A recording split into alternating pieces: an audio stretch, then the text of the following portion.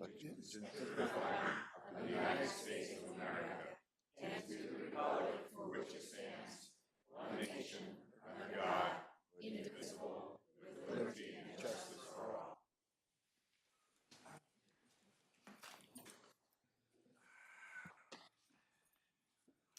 We have no report out of closed session, but I have just a couple of quick comments to make. I would like to thank the board very much for selecting me to be chair. I've really enjoyed working as vice chair with Chancellor Yong, Chair Garrett, and past Chair DeMartini during this past year. I ask for your patience as I learn the ropes of running a meeting. Rosenberg's rules of order are not written in my native language. I will depend on Executive Secretary Molina and others to keep me on the proper path of parliamentary procedures. At the same time, I hope to help create a climate of openness, trust, and respect as we work together on the most difficult tasks before us. Mutual trust is not a given in our current situation. It must be earned. I hope to earn your trust, not just for me, but for the board as a whole.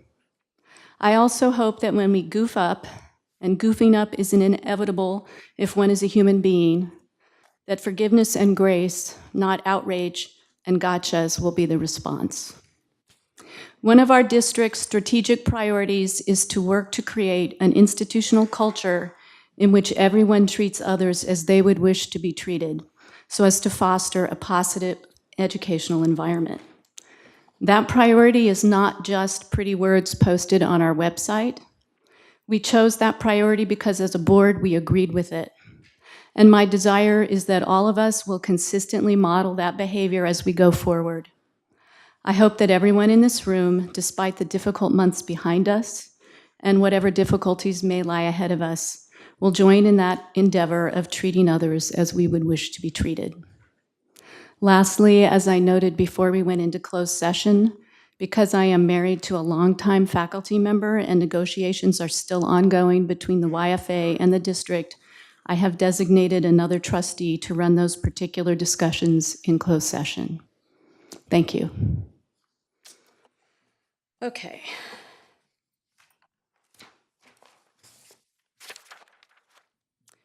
We are at 3.3, approval of the minutes of the November 14th Board of Trustees regular meeting.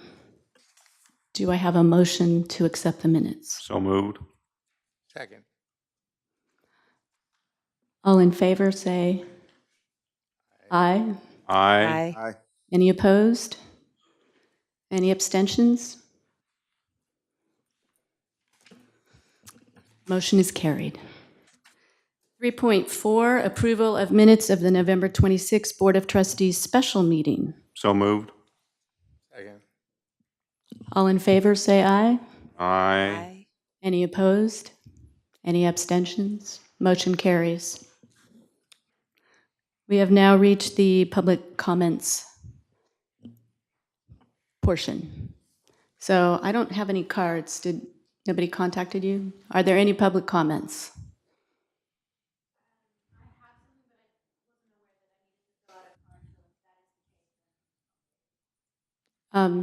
It's okay. What's our time limit, Graciela? 5 minutes. 5 minutes, okay.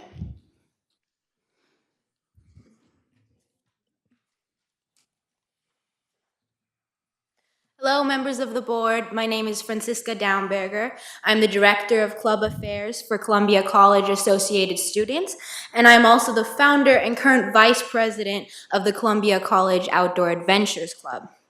The OAC recently had one of our primary activities suspended as a result of concern from the risk management department, and we would like to ask you for your support in removing this suspension and reinstating bouldering as a club activity.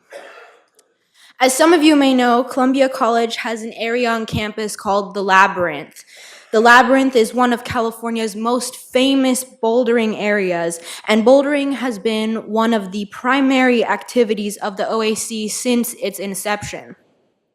Bouldering is a sport where one does short gymnastic climbs called problems. Falls are protected by thick foam pads called crash pads. The problem at hand is that this activity, bouldering, has been suspended on campus as it is seen as a high-risk activity. Just to be perfectly clear, we are not doing what Alex Honnold did on El Capitan. We are bouldering no more than a few feet off the ground where the risk of injury is minimal. The risk of bouldering has been grossly overestimated. It is very similar to other school-condoned sports such as volleyball, basketball, and particularly trail running. In hearing the concerns of the district, the OAC has taken certain measures to reduce the risk of this activity. If you'd like to know more about the specific measures that we have taken as a club, please ask me. Our president, Shantanu Bandyopadhyay, has been supportive of reinstating bouldering as a club activity, and we would like to thank him for his continued support and for his guidance throughout this process. We have also had amazing support from our faculty and staff who would love to see more student involvement in this activity. Students have been denied an incredible resource that lies at their fingertips. Bouldering has been the most well-attended activity in the OAC's history and has provided an amazing opportunity for students to become a part of an inclusive, supportive community on campus. For all these reasons and more, we are asking you, the women and men of the board, for the consideration and support in reassessing the risk of this bouldering as a club-sponsored activity. You have been given the power to positively influence the life of students on campus, and we urge you to take this opportunity to do so. Thank you. Thank you.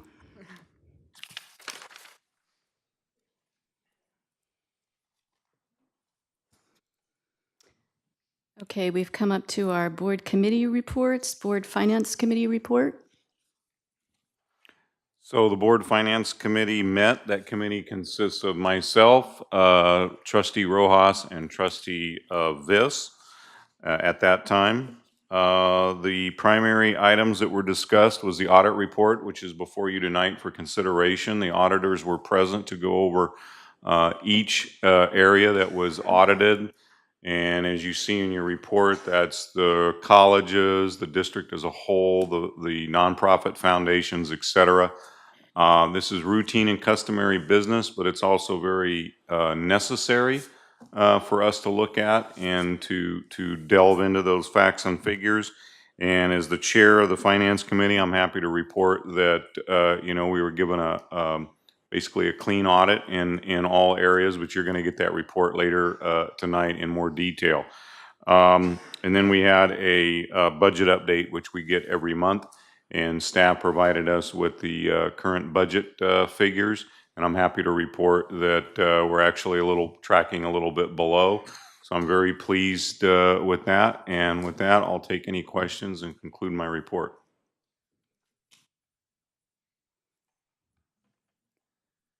I'm not seeing any questions. Bless you. So we will move on to the board policy committee report with Ann. Okay. Thank you, Chair Beggs. The Board Policy Committee did want to meet, but we didn't have a meeting. We needed more information than our attorney provided, so hopefully next month we'll be back on track. Any questions for Ann? Okay. All right, so we are up to 5.1, the Modesto Junior College and Columbia College presentation of the scorecard.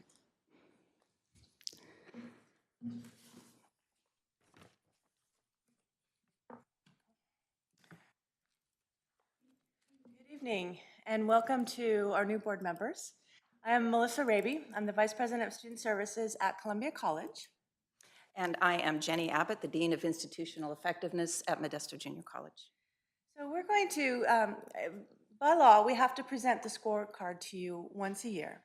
But we're going to spend just a little bit of time on the scorecard because we're real excited about some of the new metrics, and we want to spend more time on what we're actually doing at the colleges to meet our goals. So again, we're going to do just a little bit of the scorecard.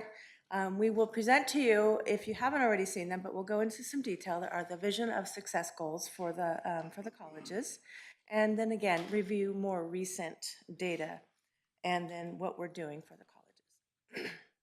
So what I really want to focus on is for you to be able to access the scorecard and look at the data yourselves.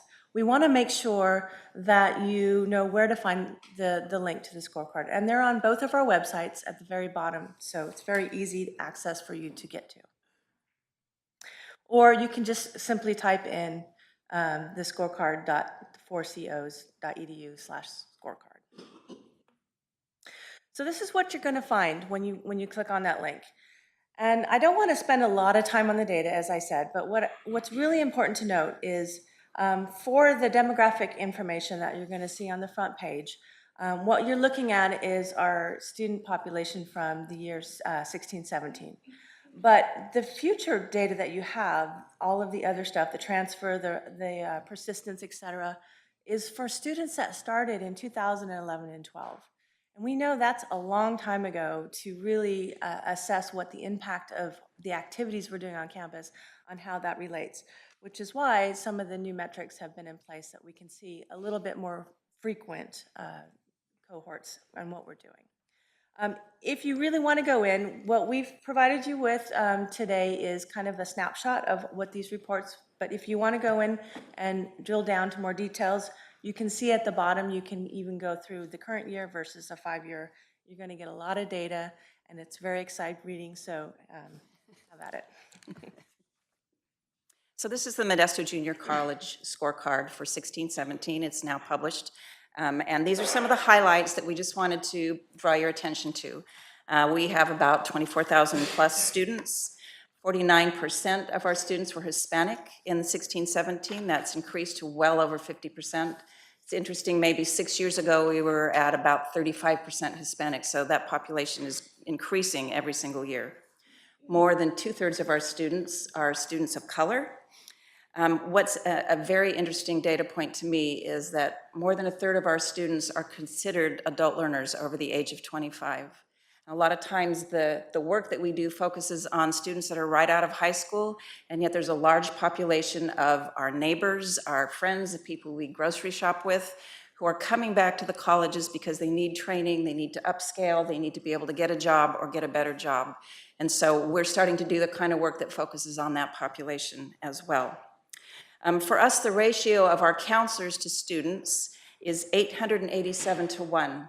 So you can see that there is a great deal of work for our counselors to be able to meet the needs of students. There is a lot of work going on, I think, at both campuses to find out ways to do that more effectively.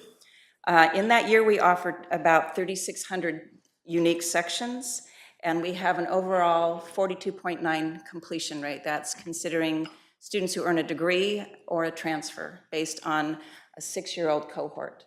So what's really exciting to us is the changes that are coming in the new vision metrics, which we'll talk about a little bit more in just a minute. And for Columbia, just some of those same statistics is we're actually over 50% over the age of 25, and 23% of those are over the age of 40. So you can see the very different demographics that we have at Columbia versus most of the community colleges. And just to note that our Hispanic population is now at 17%, which is a very significant increase over the last 5 years. If I remember correctly, about 5 years ago, we were only at 12 or 13%. So we're really been working on access in terms of our minority students. For our counselor ratio, we're down to 480 per student, which we're very proud of. We've been putting a lot of effort into the counseling and moving into some cohort models, which we'll explain later in the presentation.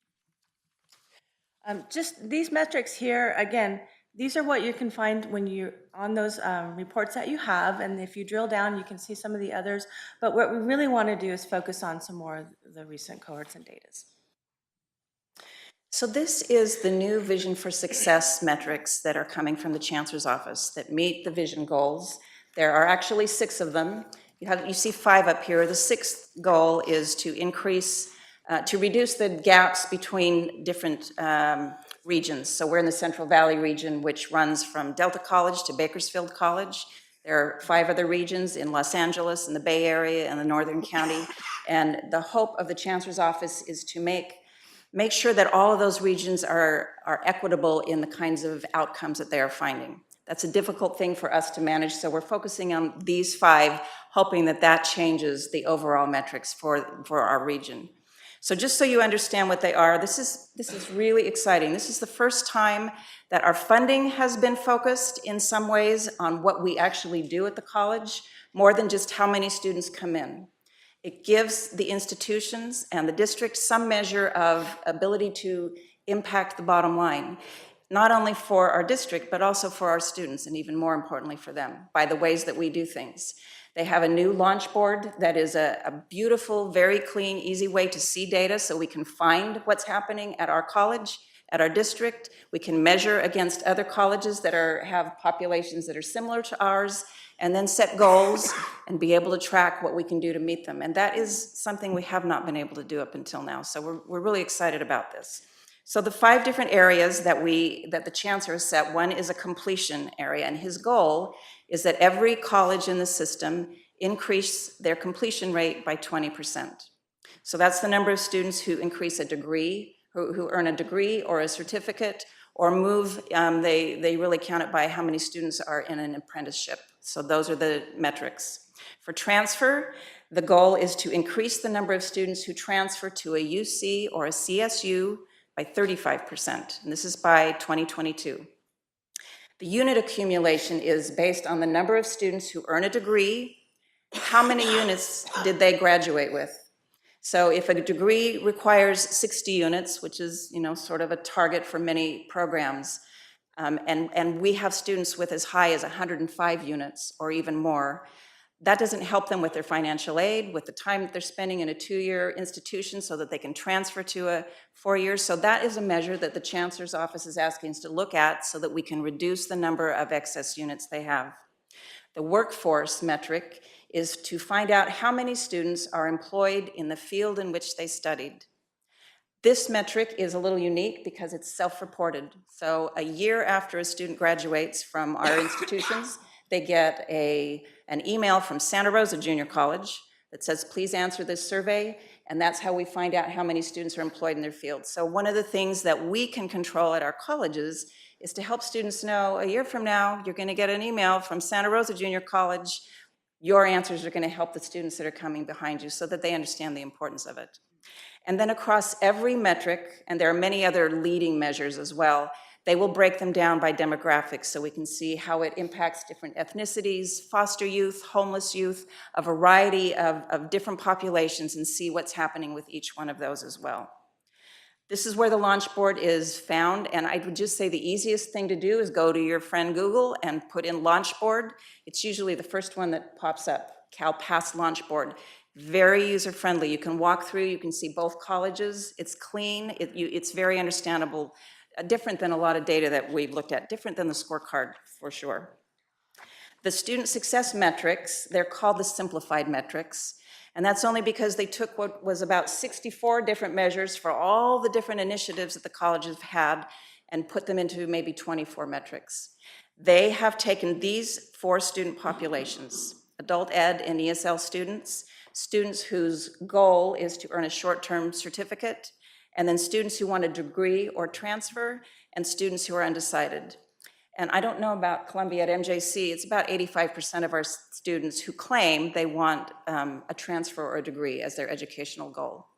Then these are the way that they track them. They're looking at the entire student journey. So it's not just how many FTEs come in anymore. How many who applied actually registered for a class and showed up the first day? What happens along the way for the momentum points? And then when they complete a program, how many of those students got employed in the field they studied? And how many of those students earned a living wage, which in Stanislaus County is considered $11.33. So those are some of the measures that we are tracking to see how many of our students do it. This is the entire matrix that you can see. Those are the student populations across the top, and all the measures across the bottom. And in each one of these, they have a little bit different measure. Those are the simplified metrics. And we don't have time to go into all of those details now, but they're very interesting, the things that we're measuring and being able to track the work that the institutions are doing that we can control and actually have an impact. So that's worth looking at and having a deeper understanding of. So for going back to the vision of success goals, we have, as colleges, need to come up with our own goals. So we start with our baseline data. And where we need to meet, where it says need to meet goals by 2022, is really not a conversation that the colleges have had yet. It's really what that, for example, the 20% increase would look like, or the 35% increase for transfer. So that just gives us a place to start the conversation. So here's our baseline data in all of those areas. We know where we need to be to meet the minimum goals, and now the colleges will have conversations coming forward and coming up with our own internal goals. And once again, you can find more information about this, and I encourage you to go browse and look at it, because it's pretty exciting to us. I mean, we've had this 6-year data, cohort for years now that didn't feel a lot of meaning for us, because, the things that we were doing right now didn't really affect the students 6 years ago. So this is some things that we can look back and say, how are we affecting our students by what we're doing today? So some of the things that Columbia are working on. You've probably heard of AB 705. If you haven't, I'm sure we'll get more information to you, but that's really how we're placing our students into our math, English, and ESL courses. And really what we're doing is, rather than having the students place, 3, 4, 5 classes even below transfer level, is we're placing them at a higher level, placing writing into transfer level courses if that's their goal, with support. So adding those sidecards, those support classes that the students need, the embedded tutoring that the students need, so things like that. So that's been going for us for a year for math, and English is starting, and we'll be able to assess whether that's working or not here fairly shortly. So that's the just-in-time remediation. So students that really, rather than having them go through those leaps, they call them throughputs. It's really getting them through the transfer level courses at a higher rate than they were before. Increasing student participation in educational planning. We have significantly increased. 5 years ago, we had only 25% of our students completing educational plans. We're over 80% now of our new students completing the plans. And we've launched Starfish, which you're going to get a presentation next month about, which it gives even easier and more access to our students. So we're real excited about that. Implementing the Columbia College Promise. We doubled the number of students we had come from our local high schools, we believe, because of this Promise program. And it's really exciting. Our foundation has done an excellent job raising the money to support that. And so we have a lot of support for those students going on right now.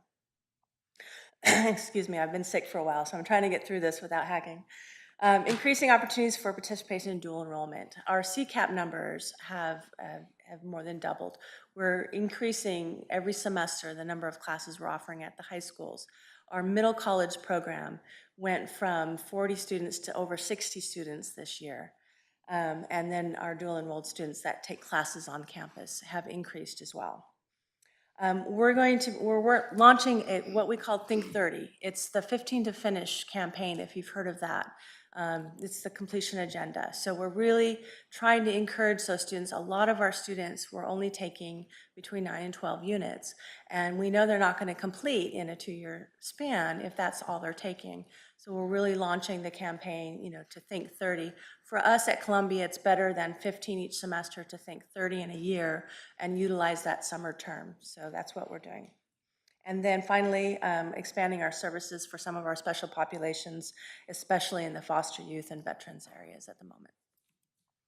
So there are several things that are happening at Modesto Junior College as well to address these new metrics. Many of the similar things that are occurring at Columbia. We've redesigned math and English sequences, which will begin in the fall. We have schools. We have a new career services center. There are so many things happening in an environment of really redesigning our college to be more effective. And what I would say generally is that in a semester that was difficult for many of us, the work has gone on. It's gone on at our colleges. The faculty and administrators are working together. They care about students. They're being innovative and looking for solutions that really, really will make a difference for our students. So we're very excited about the new kinds of measures that we can see, so we can set goals, see if we meet them, redesign so that we can do better, and then be able to really see our progress. Any questions? I have some questions. One of your displays was on the vision for success by 2021-22, and you showed the 5 areas completion transfer, and that's not very far away. And we are always hearing that we have to have evidence-based information. Some of the statements to me are extremely ambitious, to be polite. What kind of evidence-based knowledge was put into those numbers, those percentages that we will increase? Well, the percentages came from the chancellor's office. Those are the goals that they sent to us. When you look at this, these are not goals that we have set. No, but those percentages that came from the chancellor's office, what kind of evidence did he use? I can't answer that one. They are very ambitious, there's no doubt. And the penalty of not meeting them is that There is not a penalty. it won't affect our cost of... There is incentive. So by meeting, where's the one that goes back? By meeting certain, where the matrix is, by meeting certain of these measures that are in the funding formula, the ones that are in bold are actually fundable measures.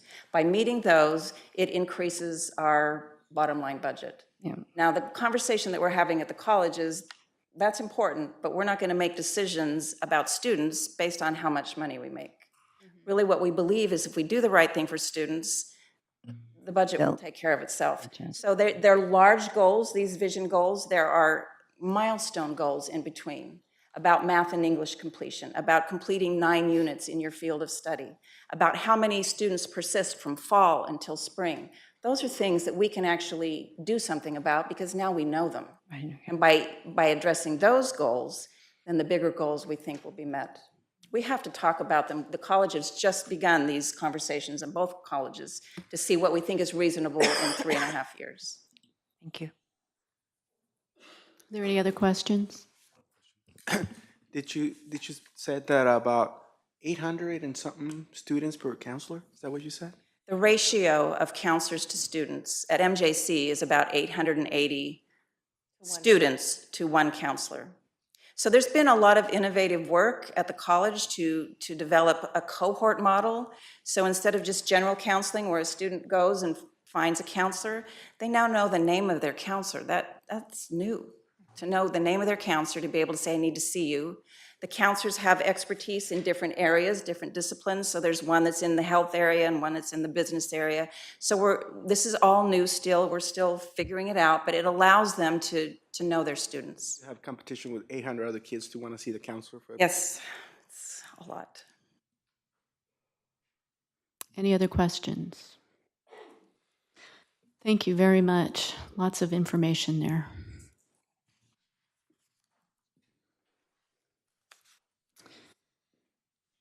So let's go on to 5.2, the building schedules.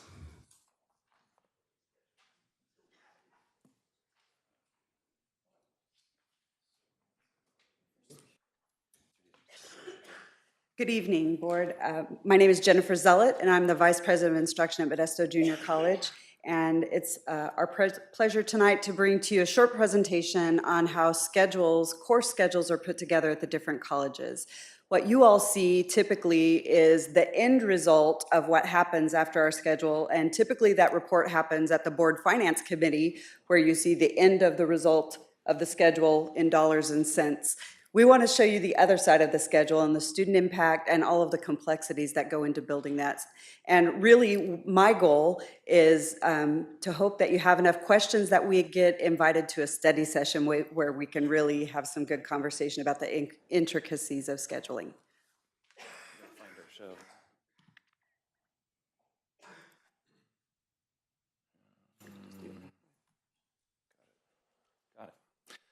Good evening. My name is Brian Sanders. I'm the Vice President of Instruction at Columbia College. So we have our competing logos up there,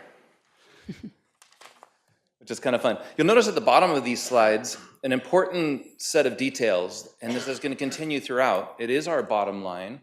As we do scheduling, we are building towards an annual FTES target, full-time equivalent students, of 16,542 for the district. And so Columbia College, our target is 1885, Modesto's target is 14,656. And these are the metrics by which we get paid. But it all comes on a class-by-class basis on the students who are enrolled in each of those classes. So how do we come up with what to put in there? Now, my brother's a professor at UC Irvine, and he was department chair. At UC Irvine, it's this massive institution. Their approach is each department decides what classes they want to put out on the books. They just lay out a whole bunch of sections of everything. They send them to a master scheduler who just pushes things into various different rooms. And then students get what they get. And they mix and match their classes, eventually filling their plate like an all-you-can-eat buffet. They get some of this, they get some of this, and they hope they can get it all in during the week. My daughter, who's a senior at UC Davis, ended up with a Friday afternoon class from 4 to 5 p.m., which is essentially torture for your traditional college student. Now, at a small institution, it's a very different situation. Each department has just one or maybe two sections of each individual class. And look at the contrast in the second bullet on each side. On the left, students piece together what they need in order to get their schedule. But on the right, when we offer only one or two sections of any given class, it's up to the college to place those classes such that the student can take all of the ones that they need. And in that sense, it becomes more like a fine dining menu or going to a conference or a wedding where they say, do you want the chicken or the fish? And you fit in those pieces, and yet overall it's a balanced meal for the day. Now, there's all kinds of considerations that we have to bring in whenever we're building a schedule, and so there's a series of things here. Again, Columbia is just large enough for one, maybe two sections of certain classes. We have some classes that are required to offer to help students complete their program. Advanced chemistry classes, for instance, and we have single-digit numbers in those areas, and yet those are programs that we need to support. Right? So we struggle to fill these classes at times. We have a balancing act between face-to-face and online classes. I have some faculty members who teach face-to-face. I have others who teach online. The onlines fill up faster. So in a sense, I could add another online section, and yet then their students all enroll in the other online class, and the face-to-face class isn't filling up. So we have to balance and push enrollment back and forth between those, make sure that we have faculty making load. Some areas have really strong demand. Our sciences in particular are doing quite well, and our social sciences are on the way up. Other areas we're working on, how do we schedule things such that they fit? Concept of a critical pathway. A critical pathway is one where for a student to complete, they have to go through all of the different steps. And what's the minimum amount of time necessary to get there as they go from one class, which is a prerequisite to the next class, which is a prerequisite to the next class. And they've got 4 semesters of prerequisites. Those all have to be offered in such a way that the students can complete them. Real big puzzle. It's this massive thing from term to term. As we look at what's happening at the college, we continue to streamline the different programs that we have. So fewer certificates and degree pathways, each of which has more students in it. And by doing more students in each pathway, we're able to have fewer different pathways we have to piece together in this giant puzzle. And we've got additional growing concerns with aligning our calendars. We're doing CCAP classes, as mentioned earlier, classes in the high schools, but our college calendar doesn't align with the high school calendar. So we're getting really creative with that. We have to align schedules. If we're gonna transmit a video lecture of a class from our campus to Bret Harte High School, and Bret Harte High School start and end times aren't the same as our start and end times, how are we gonna work that out? So we continue to kind of piece all those things together. And lastly, for Columbia, I wanted to kind of show you, this is truly the old school way of doing things. This is a whiteboard that's in the science building, and the sciences have to intertwine all of the different science classes and the calculus classes to make sure that science students can get all of the ones that they need. And it's this giant puzzle piece. It's like Tetris. There's different color tabs. This is literally a whiteboard with sticky notes on it. The columns are different rooms in the building. The rows are different class times. There's different sections for days of the week, and the tab has the instructor name on it and the class that they're teaching, and no teacher can be in 2 places at once, and no classroom can be used by 2 classes at once. It's amazing. And I'm a math person. I'm a mathematician by training. And so this We know that about you, Brian. It's all good. But in mathematical terms, this is a multi-dimensional bin packing algorithm. And we can go into the theory on that in the board study session, should you be interested in that. Finally, some quick statistics. In the fall, we got 426 sections, and they're all pieced together using this kind of crazy thing of getting ourselves to 832 with a target of 1885 on the year, and we piece ourselves together in that way. So, Jennifer. In mathematical terms, that's a multi-dimensional bin packing algorithm, and in English, we call that chance poetry. So, what I shared this presentation with the dean team because I asked them, I said, what do you want the board to know about this significant piece of your work? Because you invest a lot in this management layer at our institution, and they spend a significant amount of their time preparing a schedule. And so when we break down fall 2018, at MJC, we scheduled 1,707 sections over 13 academic divisions when you break it down on the books. We had 43,371, that's the number, enrollments, and that's duplicated because you can see on the demographic snapshot, it's too small for me to read there, you have it in front of you, we have 18,546 students enrolled. The figure that Jenny mentioned before about our percentage of students who are part-time is significant because what you're going to see as this presentation goes on is if our existing part-time students wanted to expand their enrollments, we are at 97% of a fill rate institution-wide, and we are at capacity with our full and part-time faculty. So even if our existing students wanted to fill out their schedule to a full-time schedule, all of them, we would be hard-pressed to make that happen. And so we are at MJC, we've invested in some technology resources to help us maximize even further our potential. So that's the fall 2018. As I meant to mention earlier, you've been given some sheets. That's the MJC portion of the slideshow, so it might be easier for you to see some of these things there.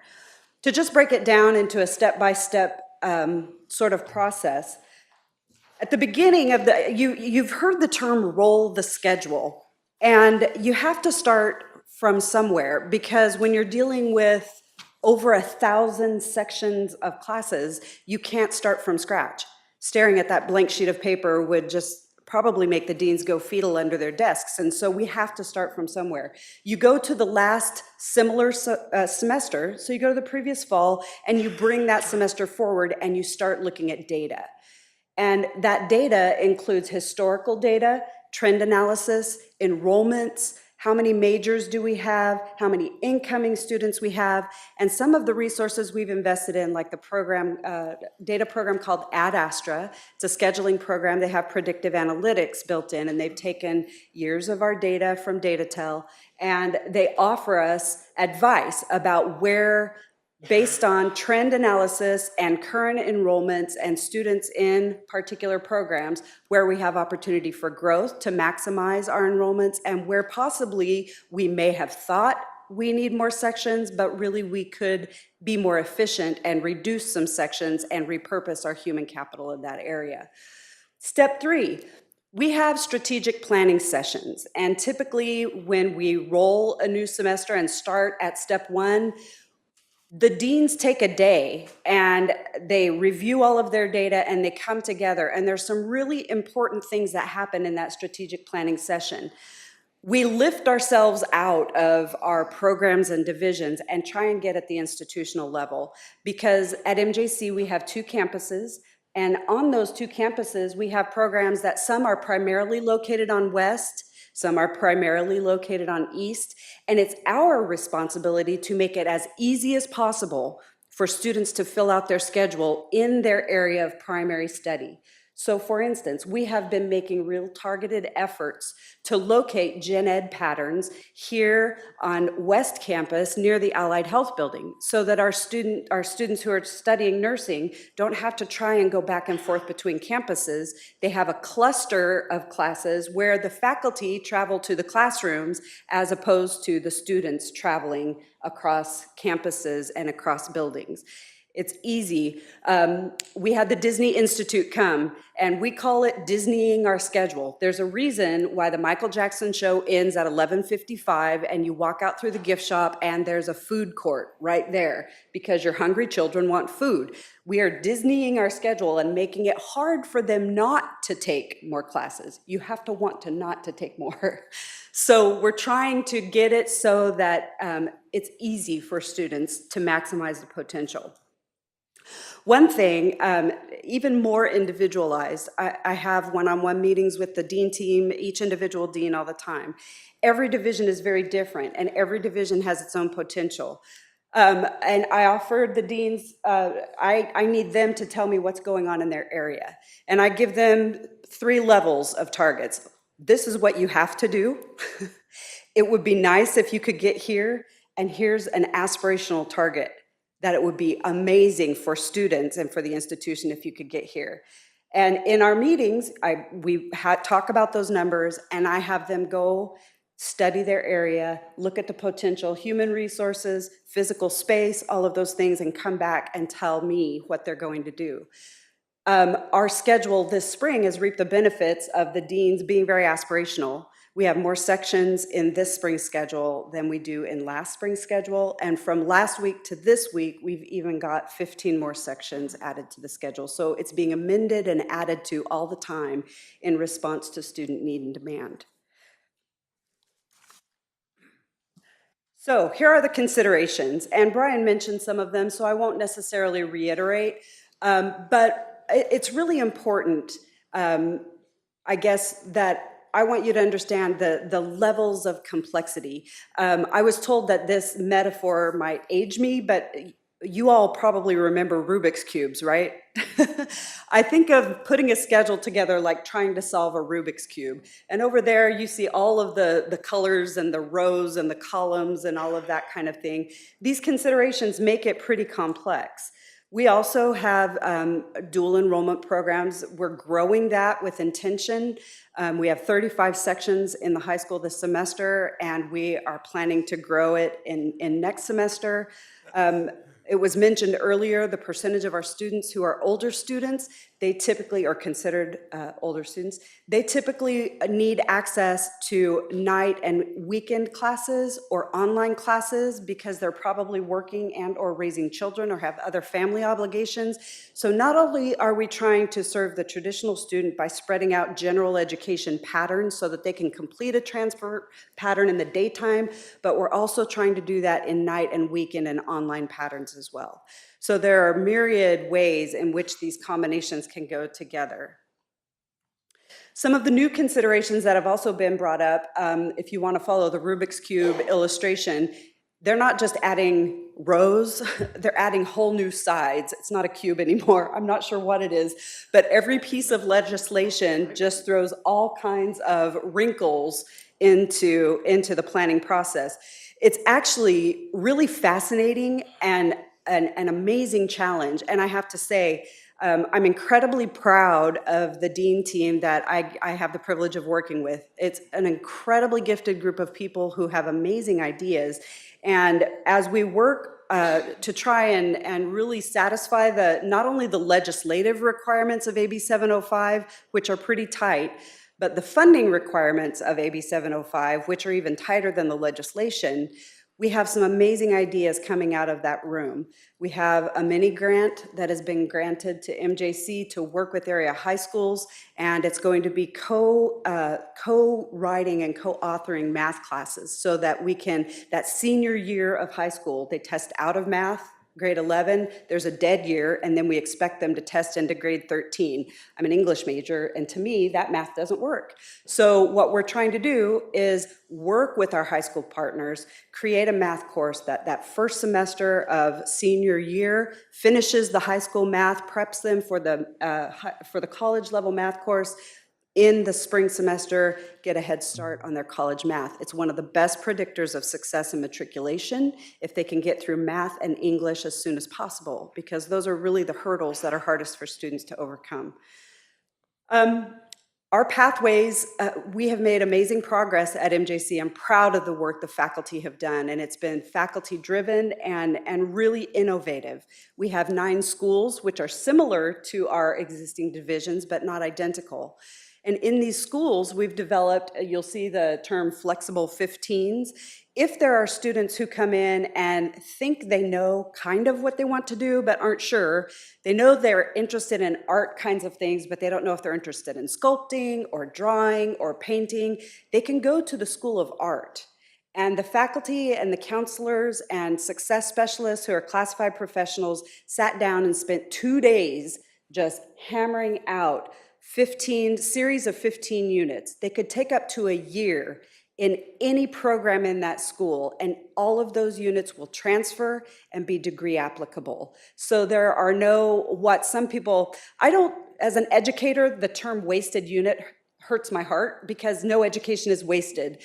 However, if we're talking about streamlining a student's path, this really has done that. Our flexible 15 units, anything in that school, those units will apply. So making that promise to students means that those courses are going to be on the schedule and in sufficient number to accommodate them. So we've added a real challenge there, not only to our planning, but also to our human, fiscal, and physical resources. The student success funding formula, it was touched on, and you see how all of this is really coming together because the previous presentation and this one really have a lot in common. If we can do this right, if we can get the scheduling right and get the students to their goal, all of the metrics in the funding formula are going to be hit, and the finance committee won't have a lot to worry about. It's all intertwined, and it's all part of one really important text, because at the end of the day, it's not about the FTES. At the end of every one of those data points is a student who has a goal, whose life ultimately is changed by what we're doing here. I'd love to spend some time later, not tonight, telling you about Ad Astra and some of the intricacies of that program because it's incredibly helpful. We're part of their Momentum Year pilot program. We are also using Hobson Starfish, which is going to give us incredible data about student enrollment, placement, and where the courses that they need. We also have opportunity with our existing room schedule, EMS. You may have heard of that program as well. There's a schedule optimizer in there, and when you're working with the magnitude of courses that we are, the schedule optimizer, you can put it in there. It will run a simulation and tell you where you have gaps in your time slots, but also opportunity to use room spaces in a more efficient manner. So we're trying to maximize all that we're doing. Having said that, one of the first things that Ad Astra told our dean team is, you are the most efficient college at scheduling that we've ever worked with. We don't have tips for you. They literally said, we don't have tips for you to get better at being efficient. We're at 97% fill rate. What they did say, you need to figure out how to spread out because there's no room. If our students want to take one more class, we need to make room and make space. And so that's a challenge of a different kind, not one that we thought we were going to have to face. Sorry, not sure what I did there. So, just in closing, I wanted to show you, this is what our deans do, and this is the whole dean team, and we don't, at MJC, we don't really talk about student services deans or instructional deans. As a team, we work together because all of us need the information that everybody has.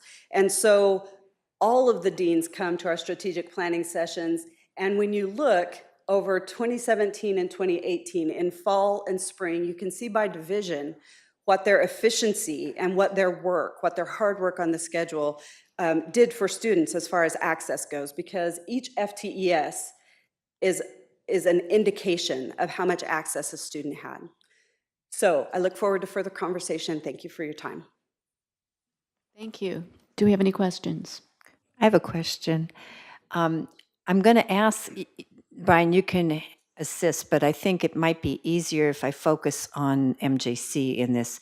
Tell me, as a trustee, how to respond to a student, a parent, and some faculty who've shared with me they don't understand when gaining FTESs, now it's slightly tweaked, but still, gaining those is so important. Why do we have so many classes that they're just wait lists and students can't get in? Why? It would just seem so logical, so simple, and I know it's not simple. Why can't those high demand classes, why don't we have more of them? That's where our resources are maximized. And typically, it's in the form of human resources. And when you look at our high wait list courses, it's typically in areas where it's difficult to find part-time faculty. Our part-time faculty percentage has remained constant, even in years when we have downsized our permanent tenured faculty roles have been downsized. Our part-time roles have stayed the same. And so we are continually maxed out on what we can do with our adjunct faculty. And so when, and in a different session, I could actually talk to you in real numbers about what percentage of our full-time faculty are teaching overload, because it's a significant percentage. And so it's just an issue of needing more faculty. And and here's the trick, not every class is the same. Let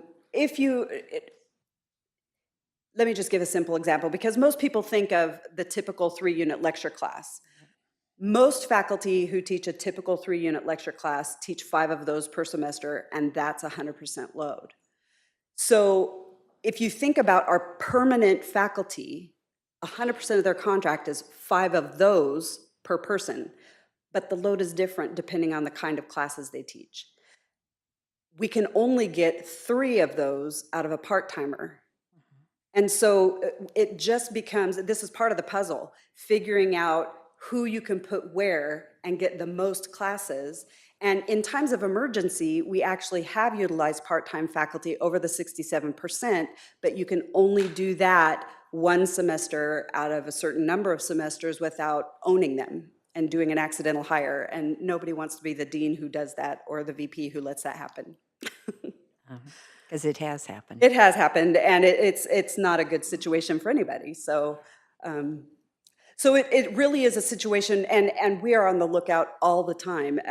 Our Dean of Instruction, Patrick Betancourt, one of his tasks and assignments is to always be on the lookout for people who meet minimum qualifications in those high target areas, particularly math and English, sciences of any flavor, and social sciences as well. I mean, in my mind, I call them our bread and butter courses. I could list you probably about 10 or 15 that we could put them on the schedule all day long and fill them up if we had the faculty to do so. Thank you. Thank you. Other questions? I had a question, but I think you kind of answered it, but I never could figure out the Rubik's Cube, so I'm going to use the food analogy.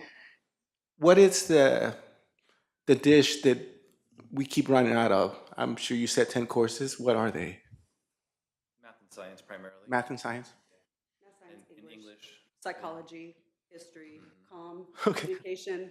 There's always waitlists in community. And it's part of what they call the Golden Four. So there are certain sections of general education, and students who want to transfer need particular classes in those areas, and those are the ones that are That's when they have to wait another semester or 2 to get into those classes. One of the strategies for us as a district is that Columbia College is working to add more classes online, and we're working really closely together to try to make it more transparent to the students of both institutions that the classes are the same, so that we could take some of the extra students into classes at Columbia where we might have extra faculty available to teach those classes.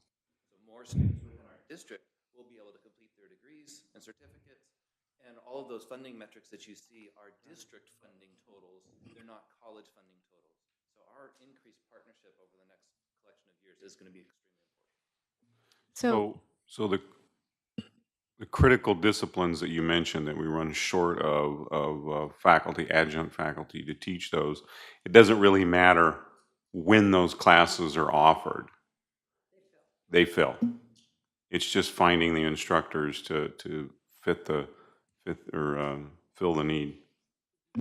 and what's the major impediment to finding those instructors? To apply. So I was the dean of math and science here for 8 years, and I went through every term looking through the file of all of the applications and pulled everybody in off the street we could to teach these classes. And sometimes you'd find a gem, I have a gem sitting in the back over here, who came in as an adjunct instructor, and then she's so good that when somebody retired, she became a full-time instructor. So then you're into the pool again, trying to find more adjunct scientists. We're not in a situation here where we are producing a lot of people with master's degrees in math and science. So they must come from the Bay Area or from Los Angeles area to be here. And this is not, it's not an engineering mecca, it's not Silicon Valley. So the people with the kinds of backgrounds that we would need to meet minimum qualifications generally are not here. There's another structural situation where the high school salary structure doesn't really motivate people to go get a master's degree. So the local high school teachers might be interested in getting a master's degree and teaching at the community college at night instead of extra class at the high school, but there's no huge financial motivation for them to do it, and it's a huge commitment. Are we outcompeted by area colleges? For part-time faculty, we often share. Deans often regularly will call San Joaquin Delta or Merced College and say, we don't share because it's a district total, so if they're teaching 3 for us, Brian can't use them without sending them over. Right. But we'll share part-time faculty, and they're usually very happy to be shared because they're trying to earn a living. So I have a question. The AB 705, is that affecting the number of students in a class that can fulfill a full class? Or is it still the same whether a person that would maybe be in English 50 a few years ago now goes into English 101 to get the credit? Is that affecting the number of students allowed or not? it doesn't affect class size. The number of students in the room is not changed. What is happening, particularly our English department has been working on acceleration for a few years, and we already took English 49, which at the time was our lowest non-transfer level class. That's off the books. We have 2 accelerated classes that combine a flavor of non-transfer level English with transfer level English. And so what we've done is repurpose the human resources to those classes. There may be more units to some of those classes if they have a co-requisite, but that doesn't alter the number of students we can serve. It changes the hour of the hours that they sit in class. Okay, thank you very much. And I hope we can have some study sessions soon on those topics. Okay, let's move on to association reports. The first one is the Student Senate Activity Report.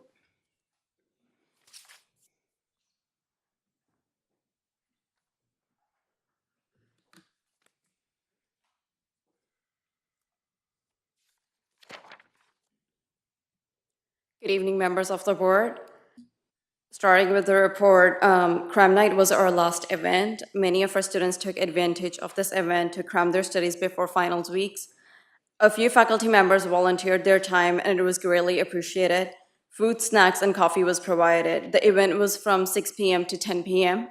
Yesterday, ASMJC members volunteered at the MJC Foundation's holiday party from 3:30 to 8 p.m. And that's all I have for a report. Any questions? Thank you very much. No problem. I wish you all Merry Christmas and Happy Holidays. You too. Thank you. Academic Senate? No, the other report.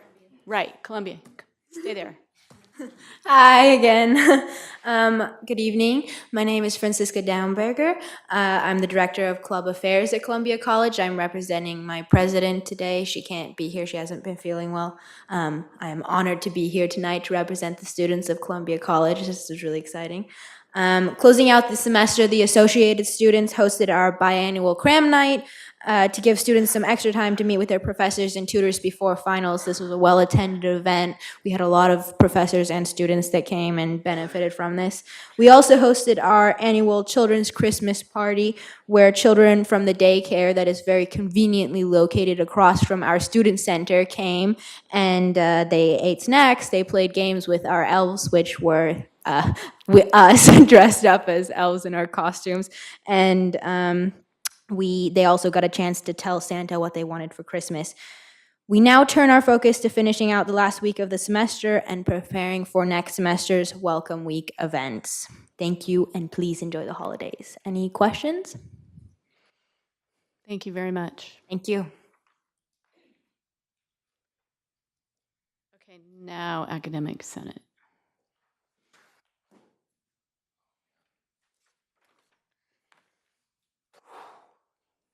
It's nerve-wracking. I had prepared remarks and I fixed them a little bit. First, I want to thank Trustee Beggs for your opening remarks. I concur with your sentiment, so thank you very much. That was very appreciated. Personally, on behalf of Columbia College, I'd also like to welcome our brand new trustees. Thank you for joining us this evening. Thank you for your service. And thank you for your time, energy, and effort that you inevitably will expend ensuring the Yosemite Community College District is responsive to the values, beliefs, and priorities of our communities. We look forward to working with you and our leadership teams in order to create a shared vision of cooperative and collaborative governance. So thank you very much.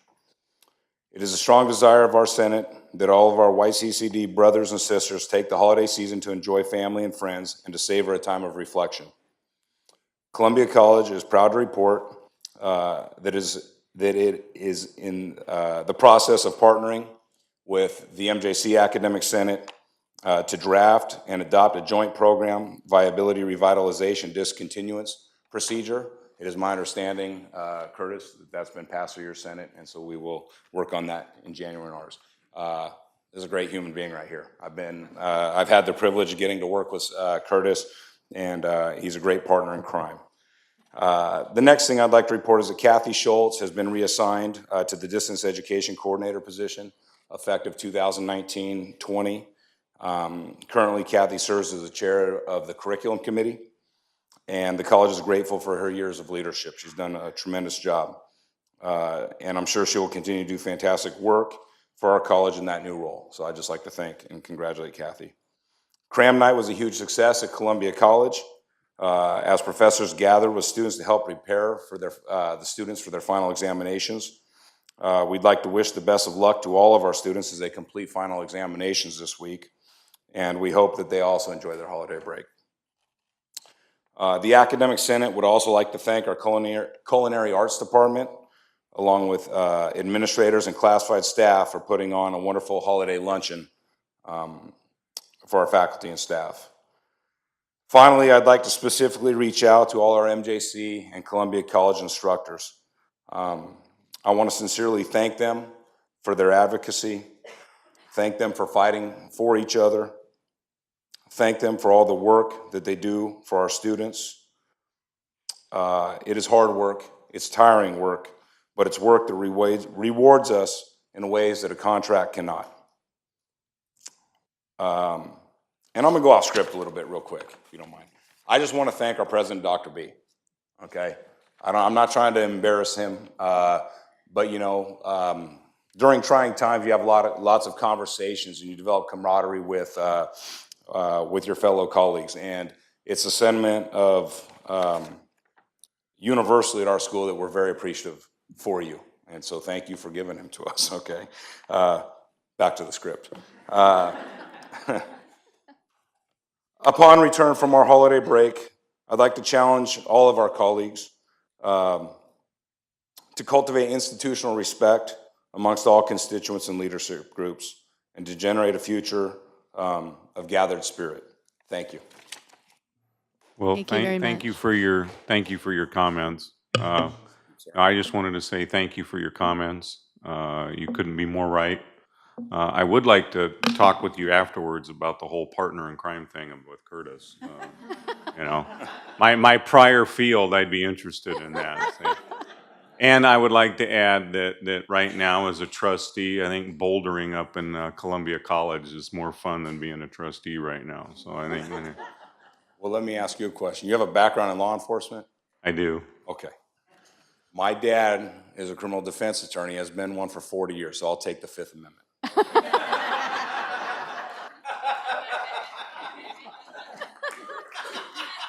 That's great. And that, folks, is how you build relationships, right? That's right. Call me. Okay, our next presentation. Report. Presentation. Whatever. Good evening. I am Curtis Martin. I'm the Academic Senate President at Modesto Junior College. And thank you. The feeling is mutual. First of all, I'd like to congratulate you, Trustee Beggs, on the chairmanship of the Board of Trustees. I want to thank you, Trustee Garrett, for having served that role for the last year. And I welcome all the new trustees onto the board and look forward to working with you for what remains of the year. And I want to thank Henry for his message today to the institution, because I think some of that feeling was also reflected in the message that we just heard. And I hope we are able to bring to a close a very difficult chapter, and that we're looking forward already to how to avoid the kind of troubles, conflict, discord that has sort of got us to this point. So I hope we can find a quick resolution. I also, I'd propose to Chancellor Young that I would like him to propose to the board a study session on participatory governance, so that we could come to you, both of us from the academic senates can come to you and explain a very particular way in which politics and governance is done at the institution. So I look forward to that special meeting. I wish you all happy holidays, Merry Christmas, Happy Hanukkah, Kwanzaa, and all the other congratulations, and a Happy New Year. Thank you. Thank you very much. So I understand that there is no LTAC report tonight. Is that correct? Okay, so we're up with YFA.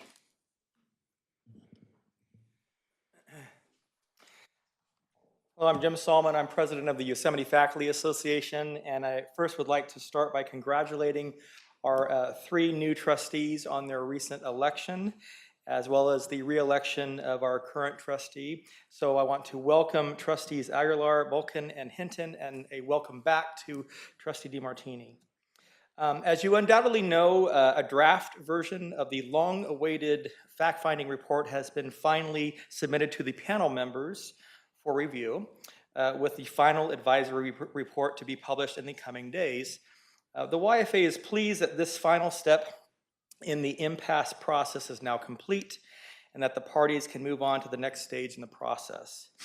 On behalf of the faculty, I would like to reiterate our sincere desire to negotiate a fair agreement to resolve these negotiations and avoid any need to implement the membership-authorized post-impasse strike for spring semester.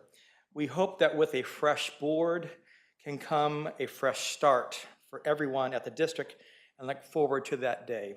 Thank you. Thank you very much. We are up to the CSEA report. A familiar face. Good evening. My name is Debbie Partridge. I am actually past president of our CSEA, our Classified Professional Bargaining Unit. I'm here tonight. Sherry Suarez, the standing president, had some personal business to take care of tonight, so who else to call but me? I am still currently serving on the CSEA Executive Board as past president. CSEA allows retirees. I retired from the district in July after 40 years and 3 months, and while Brian was up here, I did some math. It's approximately 66% of my life, so I kind of feel like a yo-yo coming back here, and actually I feel like it's Christmas because I'm seeing relatives that I don't get to see all the time. So it's really nice being back here. So now I'm going to go ahead and get to the report that Sherry supplied for me. Good evening, Chair, Board of Trustees, Chancellor, and Cabinet. Please accept my apologies for not being here tonight. However, Debbie has agreed to deliver my message to you, and I know you'll enjoy seeing her again. She wrote that, I didn't. We appreciate your service and looking forward to a wonderful new year. I would also like to extend my thanks to returning board members for their service, as well as we look forward to working with all of you. CSEA had our open nominations for officers for 2019, and our executive board will consist of the following members. President Sherry Suarez, the first vice president position is vacant. Second vice president Tiffany Versola, treasurer Michael Hohen, secretary Liza Vasquez, chief union steward Wendy Hesse, communications officer Rita Perez, and past president Debbie Partridge. I would like to publicly welcome our new members, Tiffany and Michael, and also thank the outgoing ones, Julie Hughes and Maria Vivas. Both Julie and Maria have agreed to continue in serving, helping with assigning classified to committees and councils, and with our fundraising events. I'd also like to report that our district as a whole responded to our email request for donations to the CSEA Dorothy Bjork Fund to help members affected by the Paradise Fire. Wendy Hesse had sent out a request hoping to get $1,000 to help one family. Those are grants that CSEA awards to CSEA members in the amount of $1,000. But our YCCD family stepped up to the plate and donated a total of $2,370. And we did receive donations from all constituencies, managers, faculty, and classified. The amazing classified staff would like to thank everyone who donated. This is Debbie's comment, not Sherry's. We have some fundraisers and we sell See's candy. This year we did poinsettias, and we have an ongoing fundraiser of Prime Shine wash tickets.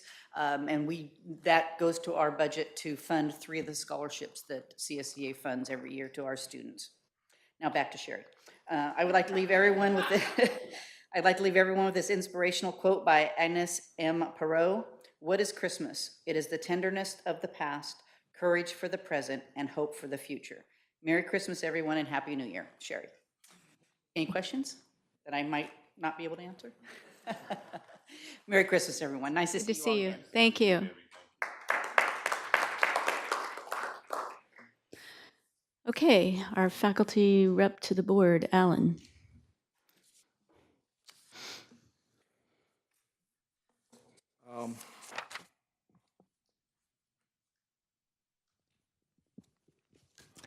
How's that?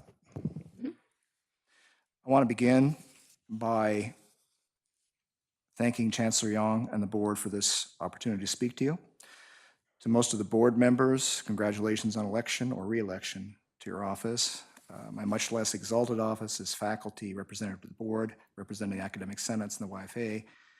And although I take no part in the bargaining process, which might explain why I've been getting at least a little sleep at night, I've been teaching in this district since 1981.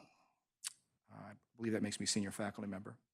In my first semester at MJC, my division dean, Steve Collins, told me that our division needed a representative in the academic senate, encouraged me to step forward, and I've been serving in Senate and YFA ever since.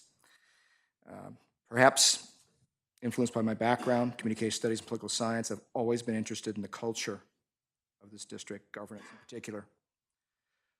I was here for the creation of the YFA and local implementation of AB 1725, which gave the academic senates its present-day purview.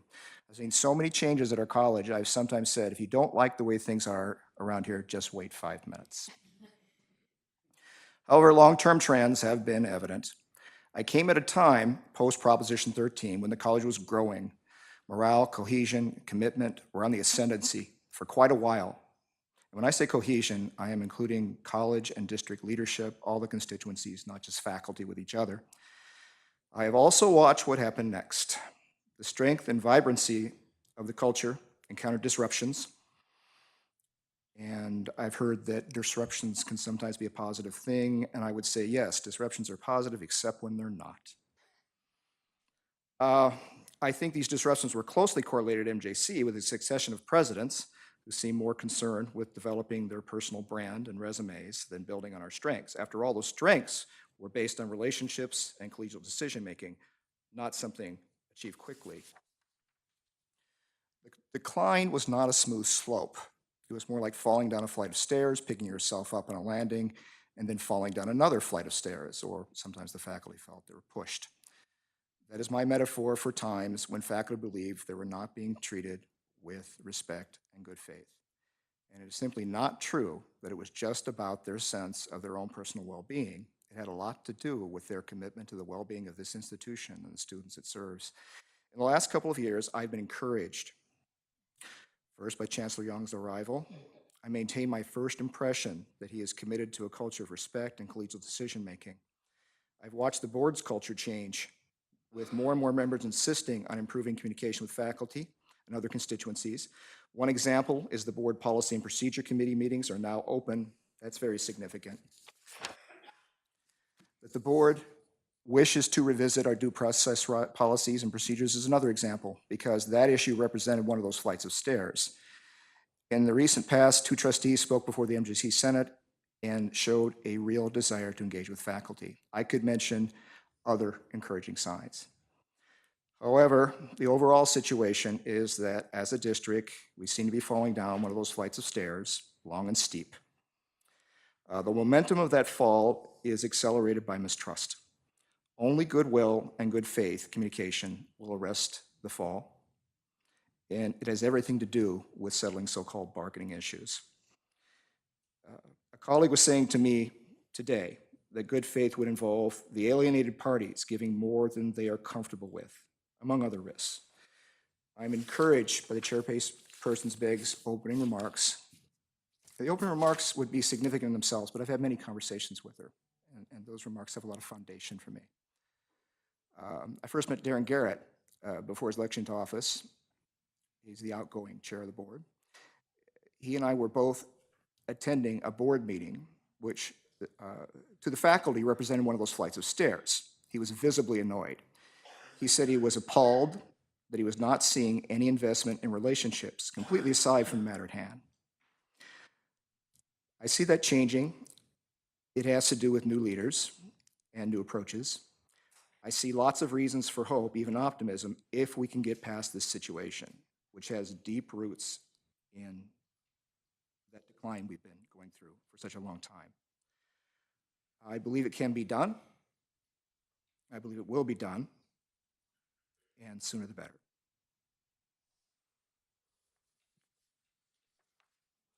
Thank you very much. We are going to move on to the activities and announcements, and we will start here with Steve Collins, President Steve Collins.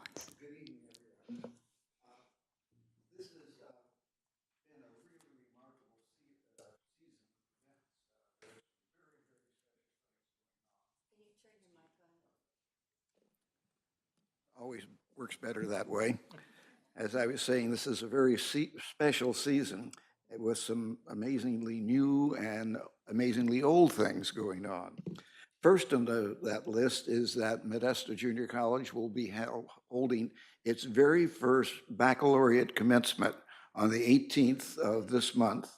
I hope all members of the board, or many of you, are able to be there as we graduate 18 Bachelor of Science respiratory care specialists. That is a historic event in the life of this institution. Surrounding that event are a number of other pennings and graduations from the Allied Health Division, and I've listed them in my letter to you for the month. But there's an amazing figure in that paragraph. By the end of this year, Modesto Junior College will have added almost 200 skilled medical professionals to the workforce of this area. And that is a remarkable accomplishment of which we need to be very proud. Big things have also been happening in athletics.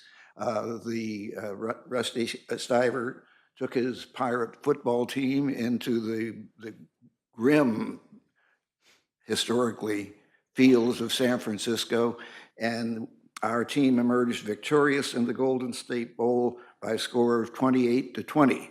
And that is the first MJC victory over City College of San Francisco in 60 years. So Petey, Penelope, and all of their friends and fans were very happy about that. There are lots of good cheer at Modesto also, as we welcome our 81st men's basketball tournament. It is the oldest in the state, and I suspect the oldest similar event in the entire country. And at the same time, we are hosting our second women's basketball tournament, which we hope will be as long-lived and successful as its male counterpart. One final athletic note, Reno McGuire, who's been with the athletic program for over 45 years and has been responsible for making sure our teams are well uniformed and well protected, is leaving us after those 45 years, and he is going to be deeply missed. He was a real institution in the department. MJC was also at the heart of the artistic celebrations of the season. The Arts, Humanities, and Communications Division, particularly in the music department, offered 8 or 9, I lost count, recitals and performances by the orchestra and other larger groups, everyone from soloists to the community orchestra, and we just contributed to the sounds of the season. On a more academic note, like our friends up the hill at Columbia, the ASMJC hosted the biannual cram night, in which more than 450 students sought assistance from volunteer faculty and tutors to get them prepared for success in final exams. Let me extend my welcome to the new trustees. I trust that you're coming into the history of the community college movement at a very, very exciting and revolutionary moment. And I know it's going to, the colleges will prosper because of your assistance, and I wish you very good luck. Finally, I want to close on a couple other notes.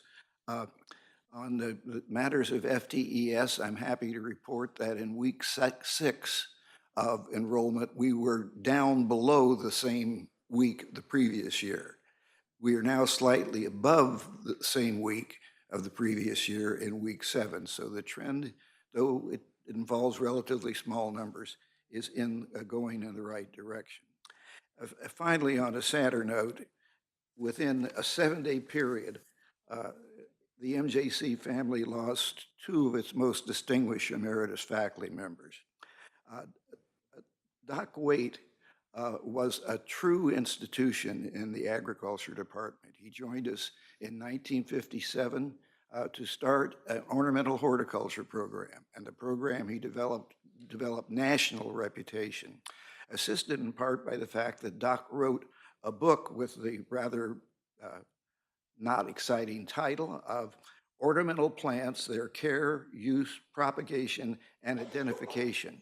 That became the primary ornamental horticulture text in the country. And it is still on the shelves of the libraries of many, many, many ornamental horticulture professionals, because its section on identification of plants became the standard by which all others were measured. Doc was a really amazing man, and his presence will be missed. Lee Erler, who came to us as a student and won a state wrestling championship, for which he received a full scholarship to UCLA, where he was 2-time Pacific Coast wrestling champion and an All-American, and he returned to us to coach wrestling for 20 years. And many of his students enjoyed a great deal of success. After Lee retired, he became an advocate for the wrestling program, endowed a scholarship fund for it in the MJC Foundation, and in 2011 joined the MJC Foundation, where it was my privilege to work with him for that remaining time.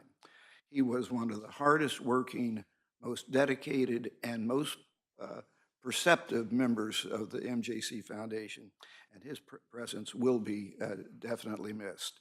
And so this is a happy season, but I just wanted to pay respects to two very important members of the MJC family. Thank you.